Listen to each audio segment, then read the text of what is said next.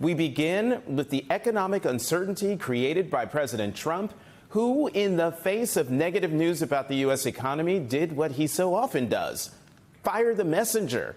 He announced he'd directed the termination of the head of the Bureau of Labor Statistics just hours after a weak jobs report showed signs of a clear slowdown in the job market. In a social media post, he attacked Erica McIntyre, the commissioner of the BLS, saying reports, quote, are being produced by Biden appointee, adding that important numbers like this must be fair and accurate. They can't be manipulated for political purposes, without providing any evidence of his claim. Trump also claimed the numbers were rigged to make Republicans and him look bad, and said he didn't believe the numbers in an interview Friday night. I think that these numbers were incorrect today. It's a Biden appointee, and we've had problems in the past, and we had problems even before the election. I don't believe those numbers. I think because we're doing so well, and we fired her. Friday's jobs report showed a major downturn in hiring, with just 73,000 jobs added in July, well below expectations, and revised numbers from May and June showed the U.S. added 258,000 fewer jobs than previously reported. It's worth noting monthly jobs numbers have been revised down and up several times since President Trump took office. But this disappointing jobs report comes a day after Trump rolled out a sweeping new set of tariffs just hours before his own self-imposed August 1st deadline for deals. But the start date has been pushed back until August 7th, giving trading partners a week to negotiate. It's creating a new dose of uncertainty for consumers and businesses. That uncertainty sent markets into a tailspin. Wall Street posted its worst day in months as investors absorbed the 1-2 punch of the new tariffs and the poor jobs report. Joining us now, Courtney Brown, senior economics reporter for Axios, and former Senator Heidi Heitkamp of the great state of North Dakota. Thank you both very much for coming to the weekend. Senator, let me start with you, because I think people need to understand who Erica McIntyre is, the Bureau of Labor Statistics commissioner who the president fired. You know, she was confirmed to that position in January of 2024 on a bipartisan 86-8 vote in the Senate. And I'm going to read from this poll quote here. Among the Republican senators who voted to confirm her included then Senator J.D. Vance of Ohio, who is now Trump's vice president, and then Senator Marco Rubio of Florida, who, as we all know, is, among other things, Trump's Secretary of State. So, Senator, given who this person is, and given the reason why President Trump fired her, how will we ever be able to trust the jobs numbers going forward? How can we know that the data will be reliable? Well, I mean, you have to hope that people within this idea that she's sitting there and she gets like all these numbers and does it herself is just ridiculous. We all know that there's been year after year modeling. There has been a whole algorithm devised. I mean, a lot of this is on autopilot, right? And so she's not doing anything other than reporting the numbers. She's not designing these numbers. And so the question, given that the system spit out that level of jobs, then what is the path going forward if Trump wants better numbers?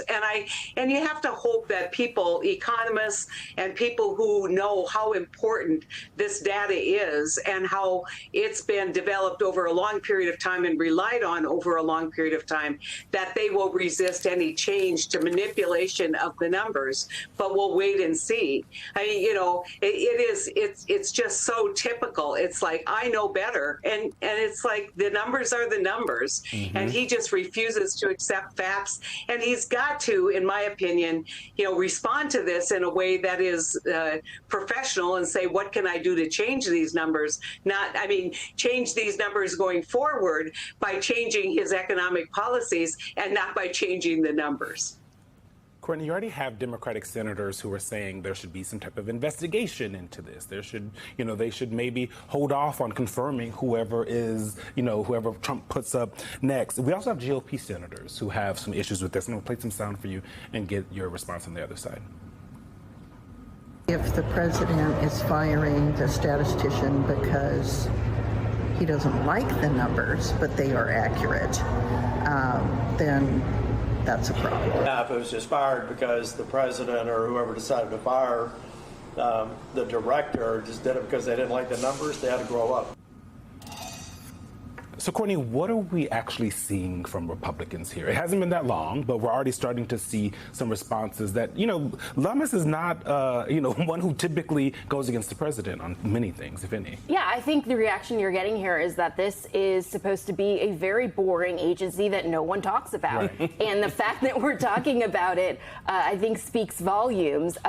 This is not a political agency by any means. What we know about the official who is acting on a temporary basis is that he's been at the BLS for years. He was an Obama appointee. So I think we can have some assurance that there will be no fudging of the numbers. But the fact that we're even asking this question, it's similar to the Federal Reserve and President Trump's pressure of Fed Chair Jay Powell. We're worried, I'm worried, my sources are worried, people on Wall Street are worried that whoever is next in the Fed chair post, there's going to be questions about their political independence. Courtney? Yes? How dare you say that about the BLS? Sorry. He thinks about it a lot. It's neither boring nor forgettable. Can we get to the underlying issue here, which is the economy, right? I mean, Trump wouldn't be reacting this way if we didn't have a fairly negative jobs report. I mean, obviously there was growth, but we had incredible revisions, 250,000 revisions for the 2 months prior. What's the sort of macro takeaway about the state of the economy that set Trump off to decide that he had to sack the head of this, as you say, boring agency? There is something kind of ironic here, which is because we got these revisions, because we got this jobs report, we thought the job market was chugging along all summer. Yesterday, 8:30, we learned, actually the economy has barely been adding jobs at all over the last few months. This is the best case Trump has to get his rate cut. Right. And that is what he's been wanting. The Federal Reserve might look at these job numbers and say, okay, the labor market is in a weaker position than we thought, so perhaps we need to give the economy a little bit of gas by lowering interest rates. And after the jobs report came out, bets that the Fed would cut rates in September surged. So President Trump might get that rate cut that he wants, but not for the reason that he was hoping for. Because maybe a bad economy. It's the bad news rate cut, not the good news rate cut. Right. And Heidi, maybe the president will get that rate cut that he's looking for because of two things. One, he's calling on the Federal Reserve Board to take control of the central bank from Fed Chair Powell. But the other, something more immediate happened.